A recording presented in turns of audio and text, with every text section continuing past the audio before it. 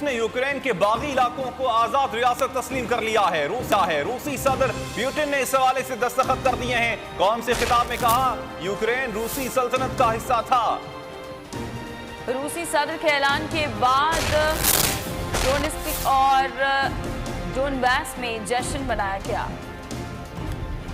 تمام عالمی دھمکیاں پس سے پش ڈال دی گئی۔ یوکرین سرحدی تنازع پر روس کا دو ٹوک اعلان۔ روس نے یوکرین کے باغی علاقوں کو آزاد علاقے تسلیم کر لیا۔ روسی صدر پیوٹن نے دستخط بھی کر دیے۔ قوم سے خطاب میں کہا کہ ڈونباس ڈونسٹک تاریخی طور پر روس کا حصہ ہے۔ مشرقی یوکرین روس کا سابقہ علاقہ ہے۔ یوکرین اس وقت امریکہ کی کٹ پتلی بنا ہوا ہے۔ روسی صدر کے اعلان کے بعد ڈونسٹک میں جشن کا سما، ہزاروں افراد سڑکوں پر آ گئے۔ روس کے حق میں نعرے۔ روس نے ڈونسٹک اور ڈونباس میں امن و امان کو قائم رکھنے کے لیے فوج کو ہدایت جاری کر دی ہے۔ ادھر یوکرین نے فیصلے پر شدید رد عمل دیتے ہوئے مذمت کی ہے۔ کیویو سے بھی فوجیں ڈونباس اور ڈونسٹک کے قریب پہنچ گئی ہیں۔ روس کے یوکرین کے متنازع علاقوں کو آزاد علاقہ تسلیم کرنے کے اعلان پر عالمی طاقتوں کا رد عمل سامنے آ گیا۔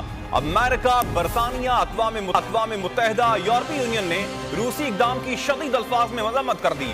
یوکرینین ہم منصب سے ٹیلی فونک رابطے میں صدر بائیڈن نے روس پر سخت پابندی عائد کر دی۔ بائیڈن نے فرانسیسی اور جرمن سربراہ سے بھی رابطہ کیا۔ کہا یوکرین پر حملہ دنیا پر حملہ تصور کیا جائے گا۔